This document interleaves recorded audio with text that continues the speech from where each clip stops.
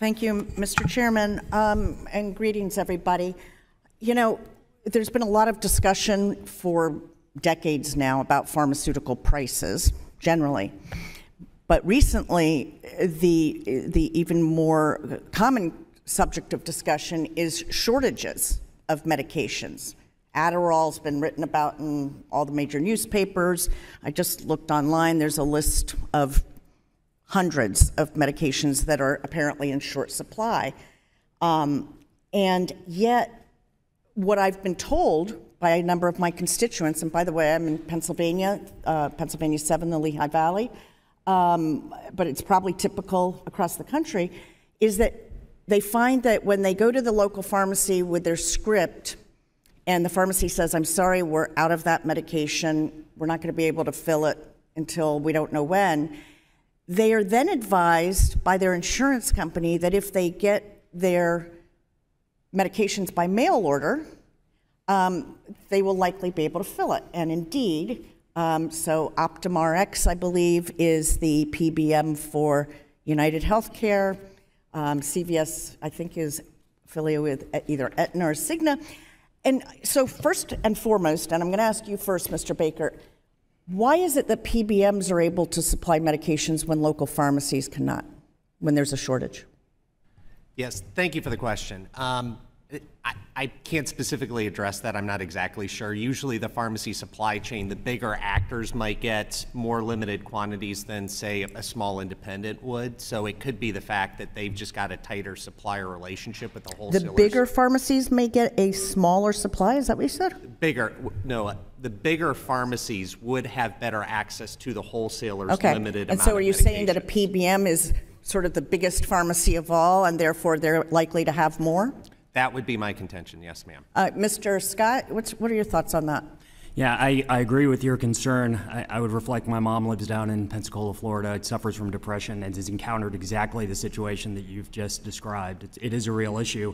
And as Mr. Baker implied, I think it does get to the wholesaler relationship with the pharmacy. What is the acquisition? How much are they purchasing and making available in terms of that So supply? it's the reason that, say, Walmart is able to have large supplies, I'm not even going to talk about medications, of certain products that a smaller retailer might have trouble It's all about that relationship with the wholesaler. It's all about that relationship.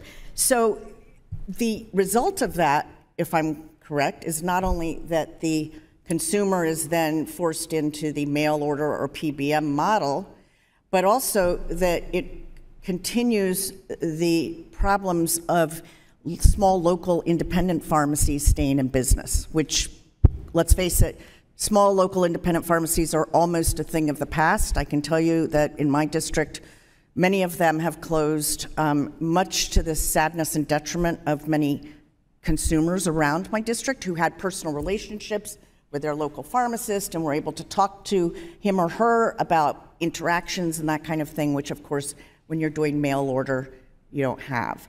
And that just really concerns me, and I'm trying to figure out, so based on your answers, PBMs have greater purchasing power, right?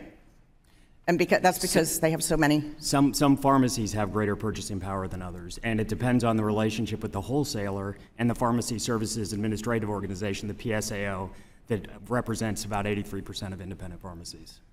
So who exactly is a client or customer of a PBM? Is it the ultimate consumer, or is it the employer who holds the insurance plan? The employer, retiree plan, government program, union plan is who hires the pharmacy benefit company to do the work to serve the patients they represent. And so let me just ask you then, the Consolidated Appropriations Act of 2021, which we passed last year, I was proud to vote for it,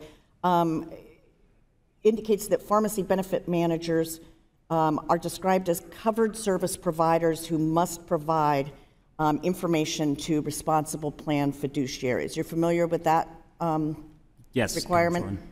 And do you believe that PBMs provide plan fiduciaries, meaning somebody within the employer, with enough information to ensure that the compensation they are paying is reasonable? Yes, I believe our companies all comply with the requirements of the law. Now you're shaking your head. How about you?